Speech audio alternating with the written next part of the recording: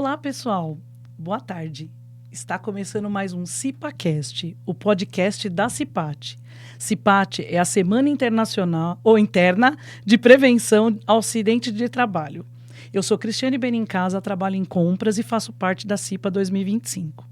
Nossa convidada de hoje é a professora doutora Valdirene Francisco Neves dos Santos. Ela é professora da nossa Escola de Saúde na área de nutrição. E hoje ela vem ajudar a gente a entender um pouquinho mais sobre a doença de Alzheimer e a neuronutrição. Professora, seja muito bem-vinda. Estamos muito felizes em recebê-la, em você poder compartilhar do seu conhecimento com a gente. E eu gostaria que a senhora se apresentasse para nós. Obrigada, Cristiane. Boa tarde a você, a todos que estão nos ouvindo. Boa tarde. Gostaria de iniciar agradecendo o convite. Para mim é sempre um prazer essa abordagem sobre esse assunto. Como você mesma falou, eu sou a professora Valdirene da Escola da Saúde, do curso de Nutrição da Universidade Municipal de São Caetano do Sul. Sou nutricionista pela Faculdade de Saúde Pública. Sou nutricionista clínica pela Associação Brasileira de Nutrição, a ASBRAN. Sou também especialista em nutrição integral e parenteral pela Sociedade Brasileira de Nutrição Parenteral e Integral. Mestre e doutora em ciências pela Universidade Federal de São Paulo e atualmente estou realizando o meu pós-doutoramento no Departamento da Neurologia do Comportamento da Universidade Federal de São Paulo, Escola Paulista de Medicina. Parabéns, professora. Obrigada. Muito obrigada por poder compartilhar com a gente esse conhecimento todo. A professora tinha dado uma ideia, né, do assunto, que é a doença de Alzheimer e a neuronutrição. Foi achado bem interessante, porque é uma coisa muito recorrente, né, muito atual, o Alzheimer. E a gente entender melhor sobre isso, acho que é muito necessário. Eu fiz um roteirinho de perguntas, espero que a Pro nos ajude a compreender melhor. E vamos começar? Sim. Então, tá bom.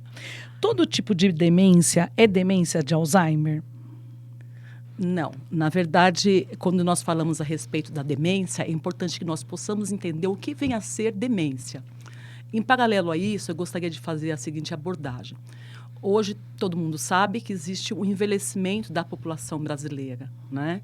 Então, as demências, digamos assim, é um conjunto de sintomas onde vai ocorrer um declínio das funções cognitivas desse indivíduo. E quando eu falo em funções cognitivas, é um declínio progressivo, progressivo, né, nas funções cognitivas. Isto é, estou me referindo à memória, estou me referindo ao raciocínio, estou me referindo ao comportamento e também à linguagem desse indivíduo. Isso refere-se ao quadro de demências. Quando a gente fala doença de Alzheimer, é somente um dentre de vários tipos, né? Então, nós temos demência frontotemporal, temos a demência de corpos de Levy, temos a demência vascular e, por vezes, a demência mista. No entanto, a doença de Alzheimer é a mais prevalente dentre todas essas outras. Certo. Como é a projeção dessa doença aqui no Brasil? Então, devido ao aumento populacional de pessoas idosas, né, então a projeção é uma projeção de aumento muito expressivo, né? Então, na atualidade, estamos aí na cerca de quase 2 milhões de casos de pessoas com demência dentro, que a maior prevalência é a Alzheimer, como eu já havia dito. Mas a projeção, por exemplo, para 2030, vai chegar na casa de cerca de 3 milhões, né? Quando a gente fala a respeito de mundo, dessa projeção em termos mundiais, hoje, na atualidade, encontra-se em torno de 50 milhões. E até 2050, de acordo com algumas pesquisas, é que vai chegar praticamente a triplicar, isto é, a 115 milhões de casos de doenças de Alzheimer. E a tendência é a longevidade, né?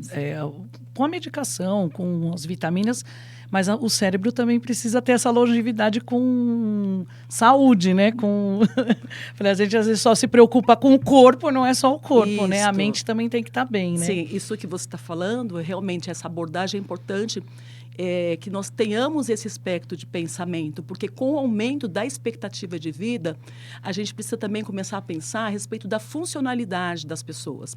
Então, assim, vai envelhecer, vai aumentar a expectativa de vida, e quem é que vai cuidar se não tiver uma funcionalidade adequada? Sim, né? A qualidade dessa longevidade, né? Exato. Existem muitos mitos relacionados à doença de Alzheimer. Você consegue colocar alguns para gente? Sim, assim, sim, claro. O que é verdade, o que não é, o que é bom as pessoas... Porque as pessoas têm muito medo do Alzheimer, eu acho, né? Eu acho que como o câncer tinha aquela coisa de estereotipo, acho que o Alzheimer também, né? Um diagnóstico, alguma coisa assim... Todo mundo já fica muito preocupado, começa a esquecer, já fala, ai meu Deus, será que eu tô com Alzheimer? Ou será que...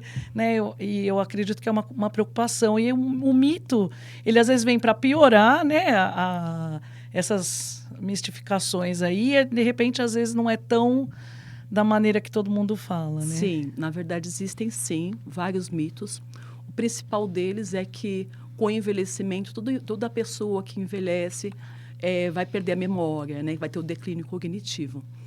Nós sabemos que sim, à medida que a pessoa envelhece, ocorre sim um declínio cognitivo, mas não necessariamente que seja o patológico, que seja esse declínio que vai culminar, né, na demência de Alzheimer, por exemplo. Tá? Esse é um dos mitos.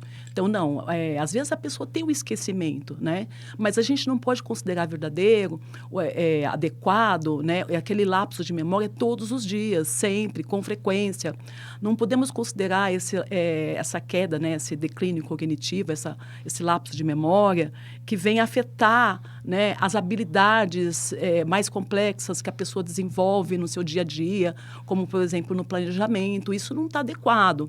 Então, assim, na verdade, se a pessoa tiver um diagnóstico precoce, isso é melhor para todos, para o governo, para as famílias, para a própria pessoa, né? Então, é desejável que sempre nós tenhamos essa visão, né? E irmos contra os mitos. Um outro mito é que, uma vez que a pessoa tem a doença de Alzheimer, acabou, vai morrer, acabou. Não funciona dessa forma também, né? A doença de Alzheimer, existem os tratamentos. Temos tratamento medicamentoso, tratamento não medicamentoso, né? Existe um período de expectativa de vida dessa pessoa, que é diferente, por exemplo, da expectativa do câncer. Câncer que eu me refiro, o câncer do tipo metástico, por exemplo, né? Que é um período mais curto. Do Alzheimer, não. Do Alzheimer é um período mais longo. Geralmente, a média de 8 até 15 anos. Nossa, é um tempo longe.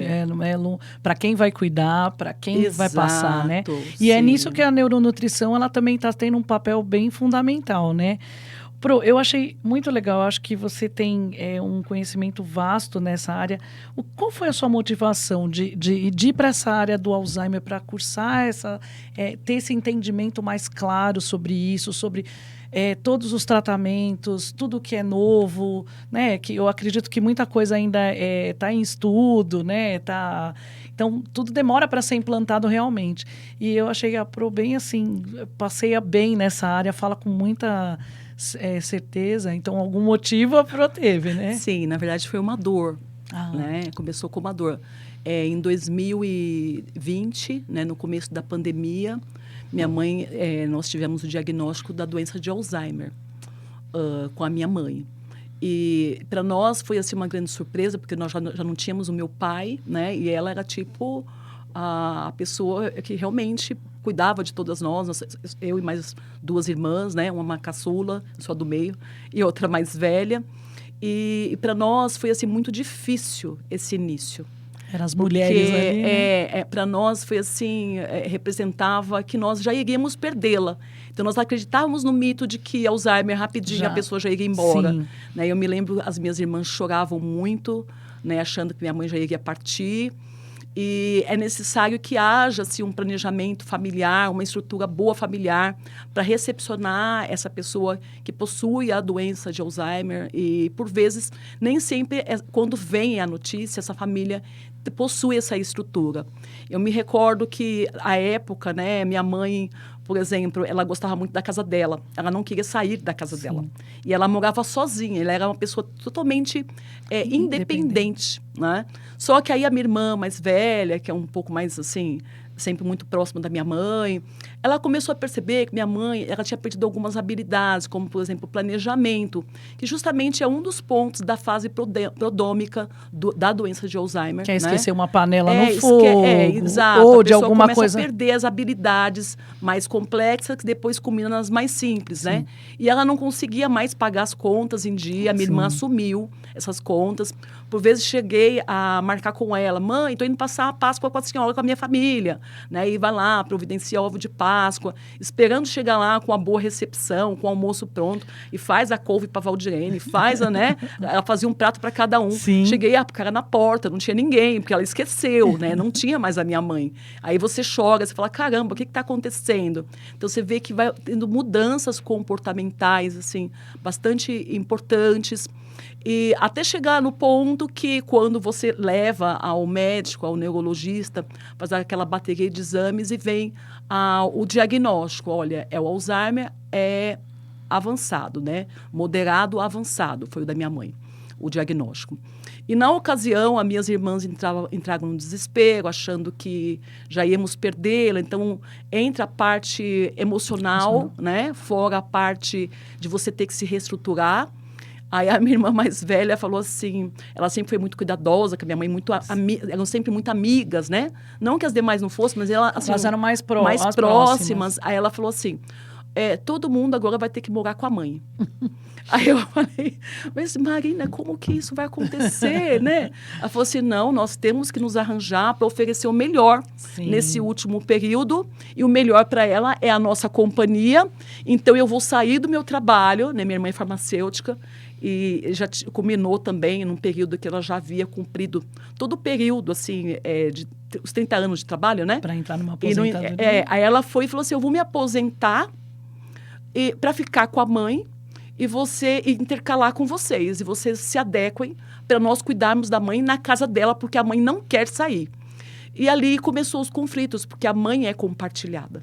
Né? Então, assim, agora, uma vez que você se casa, eu tinha minha filha, tenho meu marido, tinha uma outra rotina, mas a mãe é compartilhada, não requer que você tome a decisão única. E eu me lembro que foi um período assim, bastante difícil, porque a caçula fez a adesão igual ela, não, vou para a casa da mãe.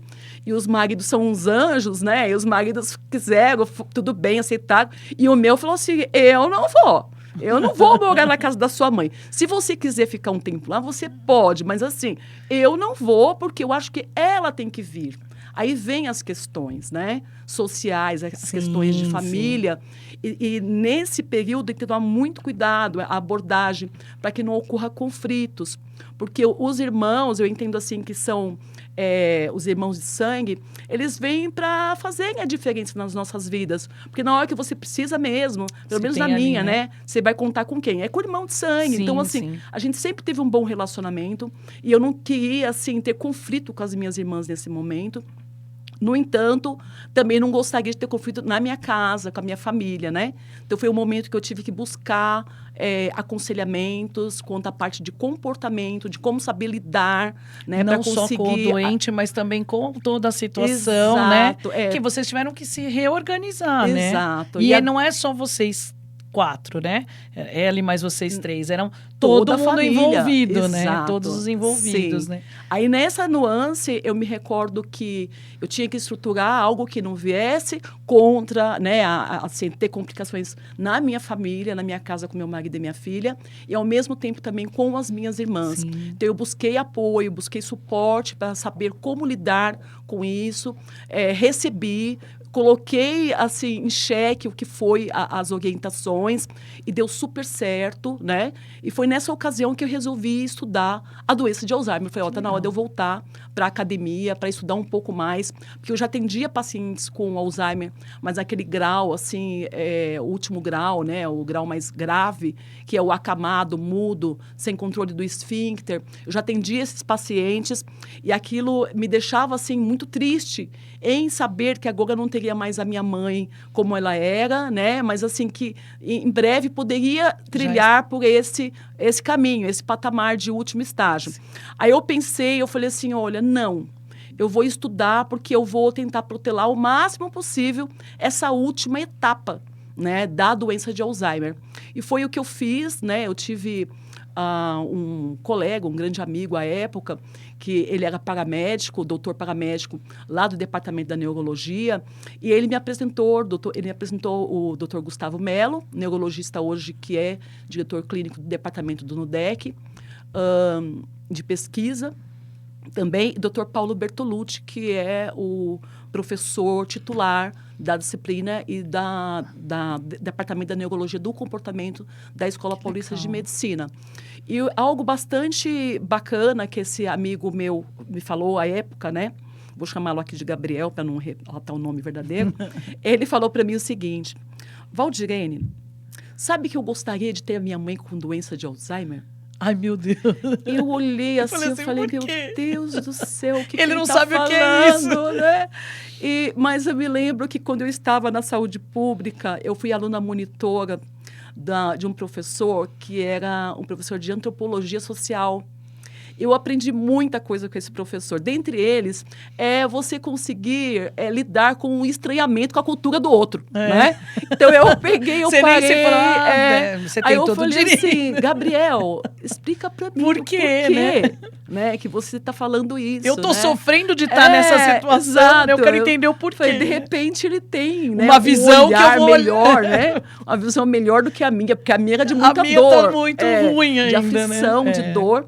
E, de repente, ele me fala isso. Aí ele falou assim, Valdirene, a pessoa que tem doença de Alzheimer vai demorar um tempo antes de partir. Ela vai dando adeus aos poucos. Se eu tivesse a minha mãe com doença de Alzheimer, nossa, eu iria curti-la muito. Eu iria sair muito com ela, porque eu não tive essa oportunidade. A minha mãe faleceu de AVC. Então, foi fulminante. Foi fulminante. Um golpe, né? Exato. E para ele foi muito doloroso, aquela partida inesperada, e ele não teve esse tempo. E depois que ele falou isso, me auxiliou muito essa ideia que ele falou, né? E eu falei assim, sabe que eu gostei? Vou pensar desta forma, né? Eu falei assim, eu vou mudar a minha ótica, né? A metanoia, vamos mudar a maneira de... Não só ver a coisa ruim que vai acontecer, vou ver pelo outro lado. Sim. Se é para ela ficar doente, se era para ela partir num momento, vamos fazer dessa partida, tornar ela o mais humanizada possível para todos, né? Exato. Aí eu conversei com as minhas irmãs e expus isso aí. Eu falei, olha, nós temos que pensar o seguinte, a última etapa da doença de Alzheimer é a camada muda, sem controle de esfíncter, usando sonda nasointeral, porque por vezes não tem controle nem da deglutição, não conhecendo mais ninguém. O que nós podemos fazer para protelarmos essa última etapa, nós deveríamos fazer. Então, agora minha mãe está sob cuidados médicos dessa equipe, né, da Unifesp. Então, eles ofereceram um tratamento medicamentoso adequado às condições da minha mãe. Em paralelo a isso, nós fizemos atendimentos não medicamentosos, né, terapias não medicamentosas, sim, que viesse auxiliá-la. Então, eu comecei a viajar muito com ela. Ela sempre gostou de viajar muito. Começamos a viajar, começamos a cuidar das partes dos alimentos, que na casa dela, por exemplo, ela não cozinhava para ela, comia na rua, de qualquer forma, né? Agora não, uma comida padronizada, uma comida com mais nutrientes, uma comida estruturada para a condição. Verificamos os exames bioquímicos para verificar se havia carência do quê. A partir das carências, eu realizei a suplementação de forma de plano alimentar ou de forma de suplementação. E, a partir disso, deixar minha mãe muito feliz. Então, gosta de garden, então é lá que nós vamos, é para garden.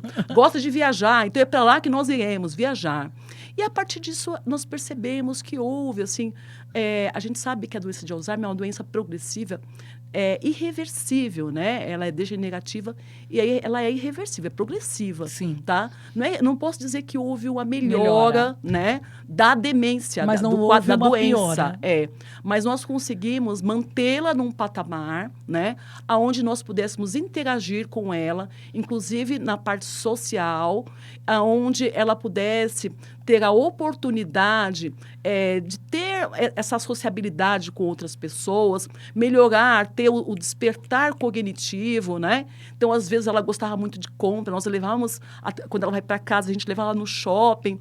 E, muito engraçado, uma vez ela fez assim, Valdirene, olha aqui, essa blusa para a Gabriela é a neta, né? Essa blusa é para a Gabriela. E era R$100. Aí ela colocou e falou assim, ai, mas está muito cara. Não, essa aqui não, vamos ver outra, né? Então, eu achei interessante a abordagem. Então, você percebe que a pessoa começa esse despertar, você deixar a pessoa feliz, essas terapias não medicamentosas, de incentivo, é importantíssimo para esse público, que já se encontra com a doença instalada, né? E um outro episódio que me marcou muito também, nós temos alguns amigos que moram, né? É um condomínio fechado em Torre de Pedra, no interior de São Paulo. E nesse condomínio, eles, assim, era uma fazenda, e cada um comprou um lote e criou chácaras, né? Nós temos vários amigos que residem nesse local. Aí nós fomos para lá, era um dia do meu aniversário, e eu sou assim, se alguém me chama para fazer alguma atividade, eu estou com a minha mãe, eu levo a minha mãe. Né? Então, Valdirene, vamos viajar? Que data? Tal data. Eu estarei com a minha mãe. Valdirene, pode levar. Então, é isso aí. Ela vai comigo. Se a pessoa falar, não dá para levar, eu não vou. Eu simplesmente não vou. Né? Eu só vou se tiver atrelado a figura da minha mãe junto com a minha família. Né? Aí, nós fomos. Quando nós chegamos lá, é uma família, assim, que eu gosto muito dessa família, né? Muito simpáticos, dormimos lá, passamos... Aí, quando chegou no outro dia, tinha uma outra família que morava na outra rua. Aí, um dos nossos amigos falou assim, Valdirene, vamos lá visitar, né? Não dá para ficar só aqui, vamos lá. Eu falei, tá bom. Chegamos na outra família, um banquete na mesa, né? Vocês vão almoçar aqui. Eu falei, não dá... que a fulana de tal está lá esperando a gente, ela já está montando a mesa também, já fez o almoço, não tem como. Não, vocês não irão fazer essa desfeita, vocês vão almoçar aqui. Aí, entre nós combinamos assim, então vamos comer um pouquinho aqui? E depois a gente come um pouquinho lá na outra casa. Não faz, né? Desfeita para ninguém. Exato, e lá a gente cala a boca, não precisa falar nada. Não precisa falar, né? Que comeu exato. Aqui. Aí fizemos isso, né? E minha mãe foi, comeu, amou a comida dessa pessoa, né? Dessa minha amiga. E depois nós fomos. Quando nós chegamos na outra casa, ela estava montando a mesa. Gente, já está pronto. Estou só colocando aqui os pratos à mesa. Aí minha mãe vira para ela e fala assim, muito obrigada. Tá todo mundo com a barriga cheia, porque nós almoçamos lá na outra casa. Mãe, o que a gente combinou, mãe.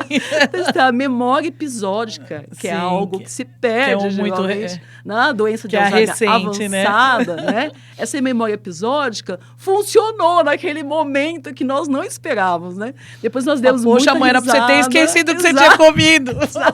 Pensei, gente, como que pode? Justo isso foi lembrar. Exato, né? Mas lembrou e entregou todo mundo que nós já havíamos almoçado na outra residência. Eu acredito que, assim, a professora falou umas coisas muito importantes. Procurou ajuda profissional na área de aconselhamento, orientação, sim, né? A professora também tem na área de nutrição, a professora tem esse conhecimento, essa expertise. Lembrar muito isso, porque a gente vê muita coisa na internet. Eu amo a internet, assim, eu sou uma pessoa que gosto, mas a gente tem que tomar muito cuidado. Eu acho que os profissionais estão aí para nos auxiliar. Sim. E acredito que nesses momentos é muito importante. A gente tem que entender que sozinho a gente não consegue passar, né, por essas coisas. Por mais que a gente se ache forte, ou a gente precisa de ajuda, né? E você tem profissionais qualificados para isso. E eu queria saber se existem políticas públicas para esse tipo, para a doença de Alzheimer, algum programa. Porque é legal se já existir, porque nem todo mundo tem uma condição de pagar um psicólogo, ir num psiquiatra ou ter um convênio médico que dê, né, umas terapias, alguma coisa. Existe alguma política pública já voltada para isso? Que a professora acha que vale realmente a pena, que realmente funciona, né? Uhum. Cristiane, as políticas públicas ainda encontram-se muito tímidas, infelizmente, né? Mas no ano passado, no mês de junho de 2024, surgiu uma lei, a Lei 14.878, que é a Política Nacional de Cuidado Integral para as pessoas com doenças de Alzheimer e também outras doenças. E isso foi um grande marco para todos nós, Sim. porque a partir dessa lei, assim, o que está escrito lá no papel, você sai do papel agora, Claro.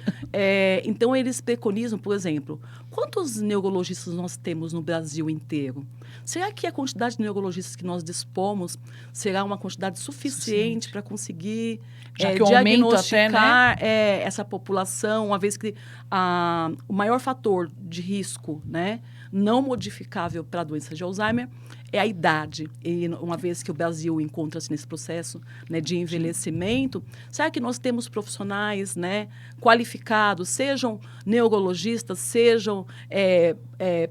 nós temos também os neuropsicólogos, né, que também Sim. fazem essa abordagem em relação aos testes que auxiliam esses profissionais.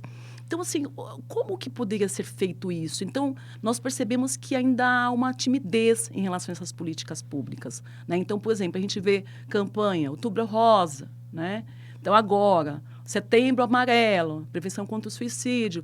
Mas e o Setembro Lilás, né? Também a conscientização a respeito da doença de Alzheimer. Então, muitas pessoas não conhecem. Então, as pessoas ainda não têm, assim, essa... Tá, o Alzheimer é o quê? Sim, né? Qual que é o agravante? E é mais pelos falar... mitos, né? Aquele negócio, você já condena a pessoa, né? Sim. A professora falou. Você já acha que vai ser a progressão vai ser muito rápida, né? Sim. E você já pensa no final. Você já pensa em acamado, que vai sair... sem roupa pela rua, que é o que mais a gente... Não, é muita... E assim, você vê muito isso, porque meu pai abre a porta e sai na rua. Porque fica muito violento, né? Eu acho que, assim, por isso do tratamento, por isso do aconselhamento, eu acho que a inclusão também fez toda a diferença, essa forma inclusiva que vocês fazem com a sua mãe, de não deixar avulso, né? Dentro das limitações que ela tem, dentro das limitações que vocês entendem que a doença começa a causar, mas vocês não fazem ela avulso, né? Os momentos que ela tem ali de lucidez ou tá ali com vocês, de lembrar das coisas, vocês tornam isso uma coisa muito presente, muito, muito viva, né? Sim. E é aqueles momentos que vocês vivem com ela. Então, os momentos que ela tem de que ela não tá ali, ou de que ela tem que a doença, a gente sabe que é uma coisa... patológica, não é uma coisa que ela tá, eu esqueci porque eu quis. Não, realmente é a doença ali, é perder mesmo, né, a parte cognitiva. Vocês vão entendendo isso e vão sofrendo menos, eu acho. E mesmo ela também, porque nos momentos que ela tá bem, ela tá curtindo ali, né? Então, as políticas públicas, a professora acha que vai ter mais investimento nessa área? Na verdade, assim, essa lei. O que foi a lei que foi sancionada, né, o ano passado, em 2024, a 14.878, ela traz alguns aspectos bastante interessantes. Então, por exemplo, hoje nós sabemos que existem regiões de subnotificação da doença de Alzheimer, né? Então, quanto? Então, lá agora não, vai ter que ser notificado a quantidade de pessoas com doença de Alzheimer. Esse acompanhamento da prevenção primária, né, dos agentes de saúde. Então, uma equipe que vai conseguir dar andamento nas necessidades em relação aos cuidados, não somente para o indivíduo com a doença de Alzheimer, mas também para esses cuidadores, esses familiares. Então, assim, tem alguns aspectos, alguns pontos muito positivos de treinar, né, os agentes de saúde para esse diagnóstico precoce, né, para verificar os principais pontos, para poder, olha, tá com isso, esse outro ponto aqui. Tá, então fala para o neurologista já ver, para verificar nos primeiros estágios da fase da doença, ao invés de quando vai diagnosticar, porque é extremamente complexo o diagnóstico, sabe? Porque não é somente clínico, né? A bateria de exames tem que ser realizado, então tem que verificar os exames, né, de imagem também para verificar. Tem várias então coisas requer associadas. uma especialidade específica, né? Então, será que nós dispomos disso, né, desses profissionais? De recursos, né? Então, o ponto parece que não, parece que essa conta não vai fechar, porque como é progressiva, irreversível, vai aumentar a população de pessoas idosas, é algo que requer hoje esse olhar, esse cuidado, esse preparo para que não haja o colapso no sistema de saúde. A professora falou de modificáveis, né? Quais são os fatores modificáveis e não modificáveis da doença do Alzheimer? Então vamos lá. Fatores modificáveis. Eu adorei. Os fatores modificáveis. Então, vamos pensar primeiro no isolamento social. Isolamento social, temos a depressão, temos a baixa escolaridade, né? Também é um dos fatores. Temos o uso de álcool de forma abusiva. Temos também, fora o álcool, o tabagismo. Temos também o quadro de pessoas que têm, por vezes, queixa, né? Perda auditiva não tratada. Pessoas com perda da visão não tratada. Temos quadro de, por vezes, da própria poluição, né? Poluição, obesidade, colesterol alterado, inatividade física, que mais? Diabetes mellitus tipo 2 e hipertensão arterial. Isso é tudo... Os fatores que são modificáveis. De acordo com as pesquisas, eles abordam aí 45% dos casos das demências, né? Então, assim, era algo que, se nós conseguíssemos mudar, seria um índice bem menor do que esse. 45% é muita coisa, não é pouco, é muita coisa. É quase né, a metade. E, bom, a professora falou, já fiquei com 3 aí que eu tenho, já preciso ir atrás. Preciso já melhorar o meu modificável. Bebida não, tabagismo não, mas colesterol, sedentarismo, a gente está melhorando. Uma brincadeira, mas assim, brincadeiras à parte, mas são pelo que a professora passou, não são coisas tão difíceis, né, de estar fazendo essa melhoria, né? Parte da pessoa, parte né? Dela querer, né? Ou que nem uma perda auditiva, de ir atrás, né? Porque às vezes você fala, tô ouvindo pouco e vai deixando, né? Pode. Então, mas são fatores que, olha, eu não fazia ideia. Alguns sim, a gente entende que é um mal mesmo, mas esses, que nem perda de visão, porque você vai forçando mais. Eu acredito que tudo isso vai te desgastando mais o cognitivo, né? Vai exigindo mais, né? Lesionando. Como os fatores modificados da doença de Alzheimer estão relacionados com a nutrição? Agora vamos falar da sua área. Então, você poderia citar um exemplo? Sim, vamos lá. Então, de todos esses 14 fatores que eu acabei de relatar aqui, então vamos lá, o que está relacionado à nutrição. Obesidade está relacionada à nutrição. A pessoa com hipertensão arterial também. Se nós falarmos a respeito de colesterol alto, também. Diabetes tipo 2, também. Isso sem falarmos também do álcool, né? O acetaldeído, os prejuízos do excesso do acetaldeído. Também a pessoa está tomando, está colocando, né?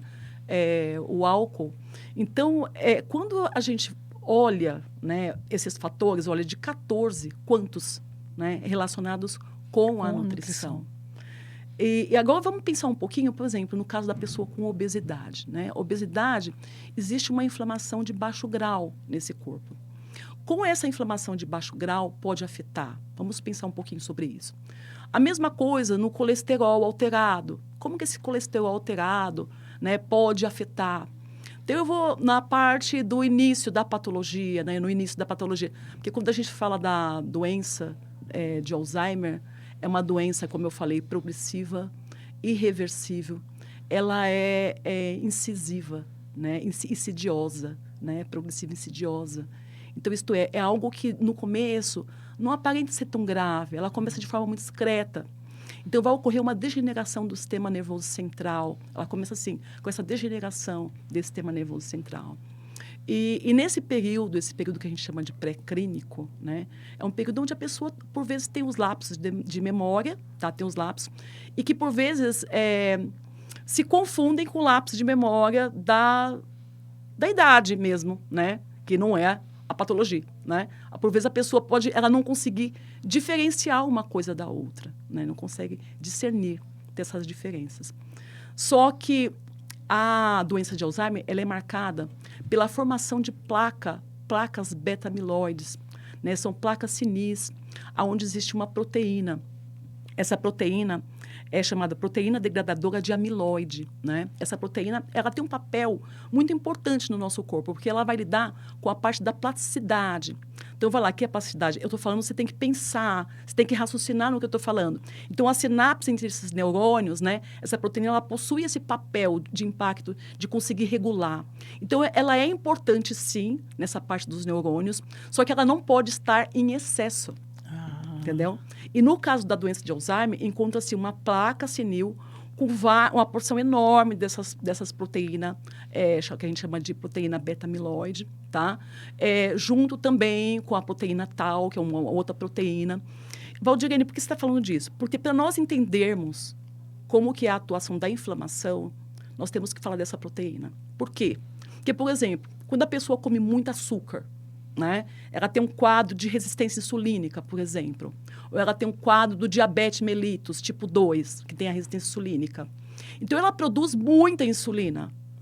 E nós temos uma enzima chamada ADE, né? Essa enzima, ela vai lá, o quê? Degradar a insulina, porque a insulina vai ser responsável pelo transporte da glicose da corrente sanguínea para dentro da célula. Tá? Mas ela não pode permanecer, porque se ela permanecer, a pessoa vai ter um quadro de coma, né? Vai cair muito, hipo, né? E não é isso desejável. Então, essa proteína, ela vai lá e ela tem que... Essa enzima, né? Ela vai lá e ela tem que retirar essa insulina em excesso da corrente sanguínea. Então, ela está trabalhando. Porque essa enzima é a mesma responsável pela degradação dessa proteína degradadora da amiloide. Então, isto ela está trabalhando. Como que ela vai conseguir, né, controlar o nível adequado de proteína degradadora de amiloide se ela encontra-se trabalhando, retirando a quantidade de insulina da corrente sanguínea? Então, assim, outros fatores também que favorecem isso aí. O tipo de inflamação. Então, inflamação de baixo grau, que é o que ocorre no indivíduo com obesidade. Que mais? Situações de inflamação corporal, onde eleva-se as citocinas inflamatórias IL-6, IL-5, TNF-alfa. Tudo isso vai favorecer com que haja um trabalho ruim, né, da ADE, né, que ela não vai conseguir degradar a proteína degradadora de amiloide, favorecendo o quadro desse acúmulo dessas placas sinis que ocorre no indivíduo com doença de Alzheimer, culminando na morte de neurônios. Então, isso. É bem... Né? Isso. E poderia falar, então, mais um pouco sobre o padrão alimentar e o estilo de vida para quem pretende não ter a doença, ou pelo menos evitar a doença de Alzheimer? Porque, assim, eu acho que isso, né, ainda dá para correr atrás do prejuízo para um monte de gente, né? Às vezes, corrigir esses fatores, né? Sim. Então, é verificar, puxa, qual que eu me enquadro? Deixa eu ver o que eu posso... Nossa, nos 3 primeiros eu já me enquadrei, vou chorar. Metas, assim, específicas, né? De lidar com isso. Claro. Né? A curto, médio e longo prazo, tá? Mas, assim, em relação a padrão alimentar, é importante que a gente pense no seguinte. Quando a gente fala da nutrição... os estudos, a maioria das pesquisas bem delineadas, elas vão sempre incorporar o nutriente com o risco de desenvolvimento da doença de Alzheimer, das demências, tá? Nós temos pouquíssimos trabalhos que delineia a parte da nutrição com a pessoa tem declínio cognitivo, isso aqui reduziu o declínio cognitivo. São pouquíssimos trabalhos. Então, nós temos que falar sobre isso, assim, com muita cautela, né? Bastante cautela. Então, sim, existem alguns nutrientes que estão envolvidos, existe o padrão alimentar. Hoje, o nosso é o ocidental, com alto consumo de alimentos, né, refinados, com baixo consumo de fibra. Então, de acordo com as pesquisas, né, o que demonstra é o padrão da dieta MEND. A dieta MEND, ela é uma junção da dieta do tipo DASH com a dieta do Mediterrâneo, né? Então, tanto em uma quanto na outra, nós vamos observar assim, um aumento no consumo dos grãos integrais, né, em detrimento dos refinados, porque, como eu falei, o refinado vai favorecer, talvez em algumas pessoas, o pico dessa insulina, favorecendo o trabalho, né, da enzima degradadora, que eu falei, né, que trabalha tanto para né, retirar essa insulina da corrente sanguínea, quanto para degradar, né, a proteína degradadora da amiloide. Então, nesse sentido, é importante esse olhar, né? Aumento dos grãos integrais, arroz integral, pão integral, né? Dar preferência para frutas, verduras e legumes, aquela alimentação que a gente fala colorida, né? Com nutrientes, Sim. os carotenoides, os amarelos, os vermelhos estão sendo bastante estudados, né? O mirtilo, a amora, morango, né? Framboesa, né? O açaí verdadeiro, não o que é comercializado aqui, que é Sim. industrializado, né? A redução dos ultraprocessados, que algumas pesquisas demonstram muito a interação do eixo intestino-cérebro, né, com essa Tá. mudança do humor a partir desse achado, né, dessa interação. Então, reduzir o que se está no mercado, comer mais os alimentos in natura, a comida que a gente fala que é a comida de verdade, né, que é a comida in natura, aquela comida que, né, é produzida com azeite, como é a É isso que eu ia falar, do padronização, Mediterrâneo, né? da dieta do Mediterrâneo. Peixes também. Os peixes, principalmente, mais do que a carne vermelha. A carne vermelha é muito pouco, né, dando preferência mais aos peixes, que são boas fontes do ômega 3, né, que é importante elemento também para a formação desses neurônios, para sinapses.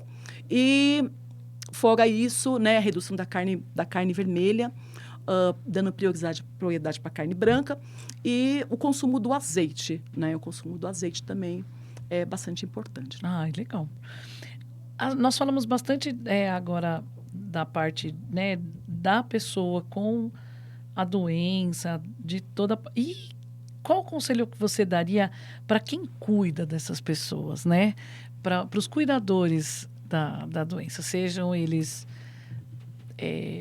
familiares, que eu acho que na grande maioria das vezes né? Sempre tem um familiar.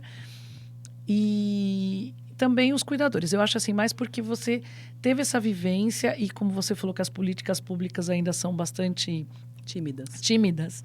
É uma outra parte também que teriam que se preocupar, porque são futuras pessoas doentes, não de repente de Alzheimer, mas de todo o resto, né? Porque elas também abrem mão para estar vivendo esse ano um negócio novo, né? Então, de repente, também ter um aconselhamento, ter um cuidado especial também, né? Até eu estava falando para a professora antes, né?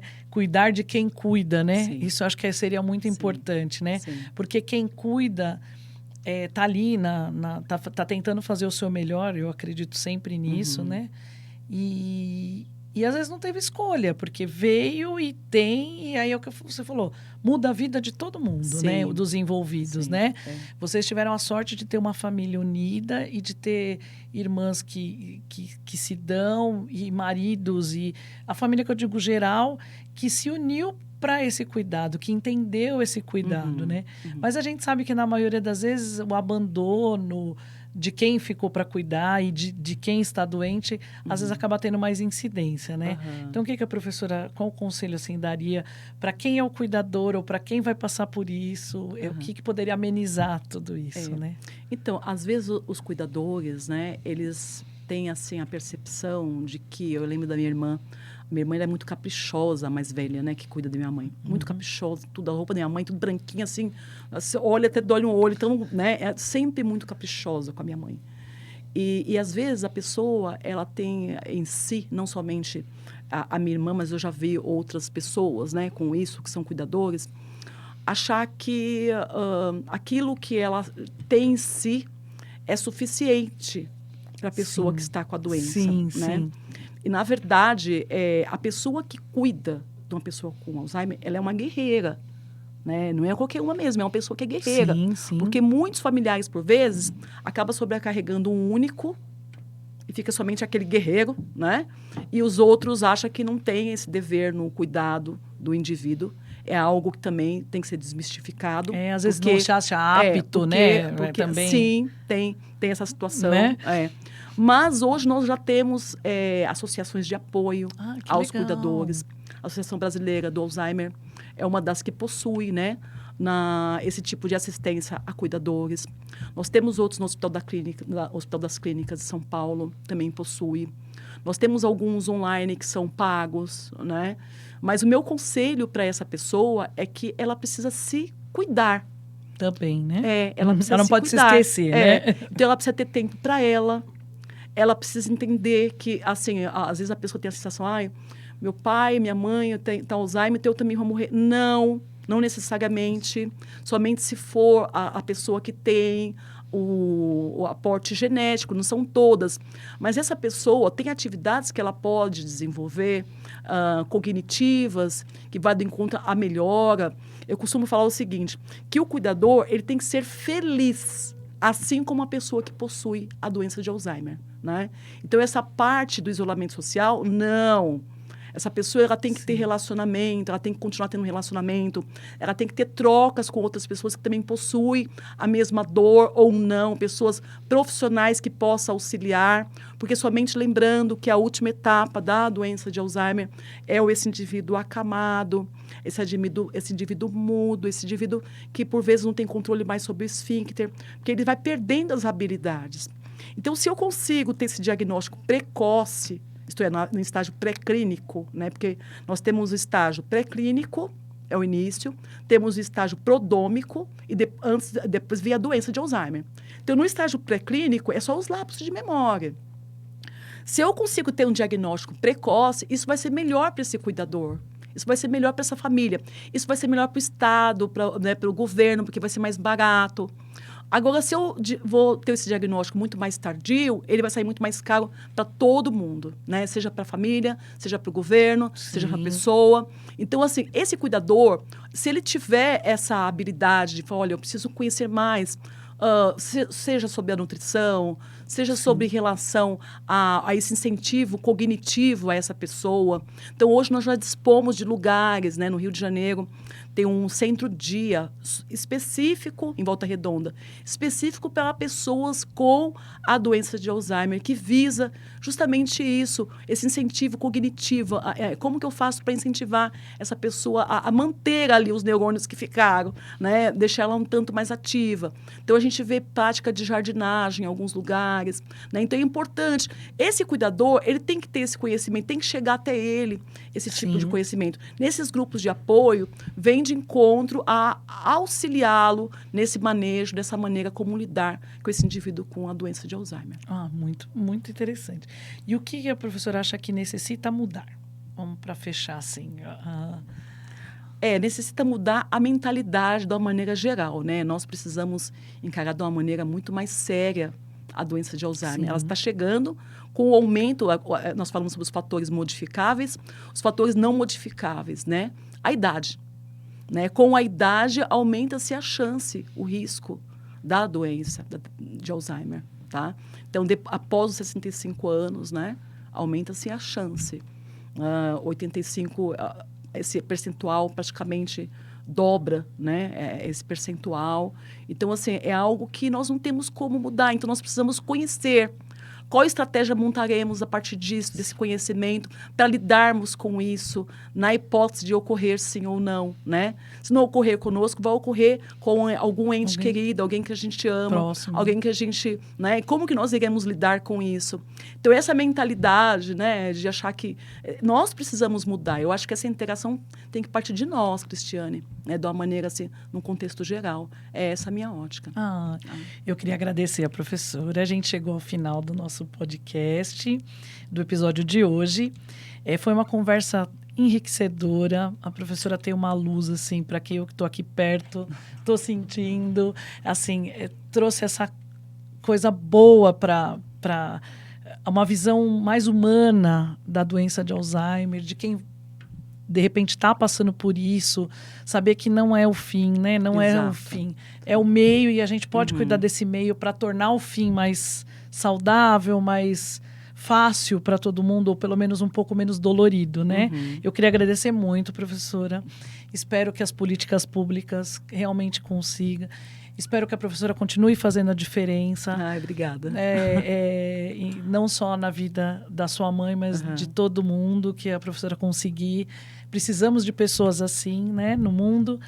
E eu espero que essa conversa tenha plantado uma sementinha em você que vai assistir a gente aí de mudanças. São pequenas mudanças que a gente pode fazer, que trazem uma diferença gigante para a gente no final, né?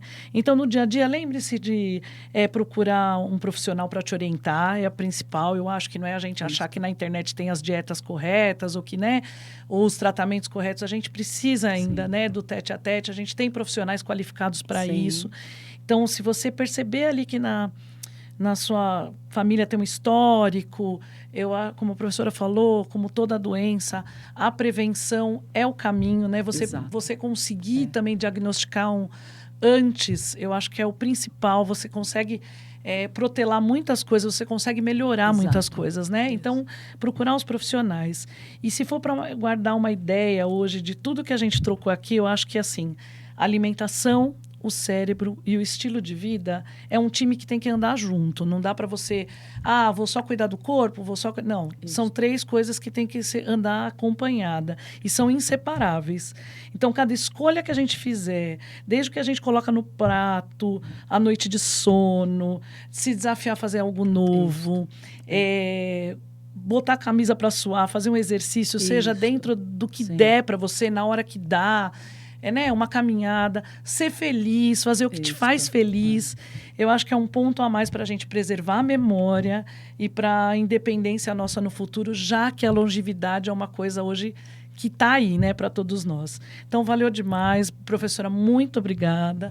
Valeu pela companhia. Obrigado, Cris, que está ali nos bastidores ajudando a gente. Eu que agradeço. E obrigada, Cipate, por essa oportunidade. Espero que tenha sido bom para todo mundo. Obrigada, Um abraço.